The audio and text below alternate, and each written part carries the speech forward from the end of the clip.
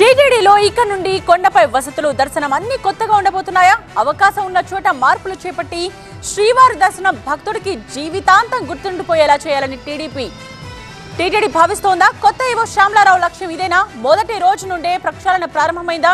ఇందుకే కొండపై రాబోయే మార్పులేంటి?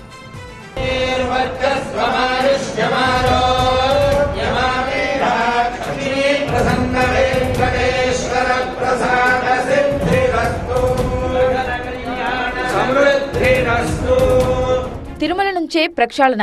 పవిత్ర పుణ్యక్షేత్రంలో రాజకీయం కుదరదు. తిరుమలలో గోవింద నామస్మరణనే మారుమోగాలి. ఇవి సీఎంగా 4సారి బాధ్యతలు చేపట్టే ముందు తిరుమల శ్రీవారిని దర్శించుకున్న అనంతరం చంద్రబాబు చేసిన వ్యాఖ్యలు. అందుకు తగ్గట్టుగానే వెంటనే రంగంలోకి దిగారు. ముందు తిరుమలలో వరాహస్వామిని దర్శించుకుని ఆ తర్వాత శ్రీవారిని దర్శించుకున్నారు. ఈవోగా బాధ్యతలు తీసుకున్న శ్యామలారావు తన ముందున్న లక్ష్యాలు, సవాళ్లను వివరించారు. తిరుమల క్షేత్రం హిందువులకు ఎంతో పవిత్రమైనది. ఇలాంటి క్షేత్రానికి ఈవోగా రావడం అదృష్టంగా భావిస్తున్నట్లు స్పష్టం చేశారు. తిరుమల యాత్ర భక్తులకు జీవితాంతం గుర్తుండిపోయేలా చేస్తామన్న ఈవో ప్రతి విషయం పారదర్శకంగా, అకౌంటబిలిటీ ఉండేలా చూస్తామంటున్నారు. ఇవ్వాల్సిన ఫెసిలిటీస్ అన్ని కూడా వాటి మీద దృష్టి పెడతాము. అలాగే వాళ్ళకు ప్రొవైడ్ చేయాల్సిన టికెట్స్ బుకింగ్ దగ్గర నుంచి వాళ్ళకి ప్రొవైడ్ చేసిన ఫుడ్ దగ్గర నుంచి అకామిడేషన్, ట్రాన్స్పోర్ట్ ఇవన్నిటి కూడా ప్రత్యేకమైన దృష్టి పెట్టి ఎవరైనా సరే ఈ దేవాలయానికి వస్తే వాళ్ళు ఇక్కడ ఎక్స్పీరియన్స్ ఆనందంగా ఉండాలి. ఆ తర్వాత ఇక్కడ నుంచి వెళ్ళిన తర్వాత వాళ్ళు జీవితాంతం ఈ ఎక్స్పీరియన్స్ గుర్తుండిపోయేలా ఉండాలి. ఆ విధంగా అన్ని చర్యలు తీసుకుంటాము.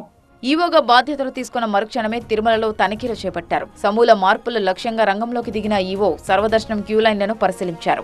నందకం గెస్ట్ హౌస్ నుంచి శిలాతోరణం ద్వారా నారాయణగిరి షెడ్ల వరకు నడిచి వెళ్తూ భక్తులతో మాట్లాడారు. భక్తుల సౌకర్యాలపై ఆరా తీశారు. పారిశుద్ధ్యం పట్ల అసహనం వ్యక్తం చేసిన ఈవో 2 శానిటరీ ఉద్యోగులకు మెమోలు జారీ చేశారు. తాగునీరు పరిశుభ్రంగా లేకపోవడం పైన అసంతృప్తి వ్యక్తం చేశారు. ఏ పని చేసినా అకౌంటబిలిటీ, ట్రాన్స్పరెన్సీ ఉండేలాగా చూసుకుంటాము. మీకు అందరికీ తెలిసిందే, ఈ దేవాలయము richest Hindu temple in the world. ఈ దేవాలయానికి ఎన్నో అసెట్స్ ఉన్నాయి. అలాగే భక్తుల నుంచి కూడా కోట్లాది రూపాయల కానుకలు వస్తూ ఉంటాయి. ఇవన్నీ మేనేజ్ చేయాల్సిన బాధ్యత టీటీడీకి ఉంది. అలాగే as executive officer I have very big responsibility.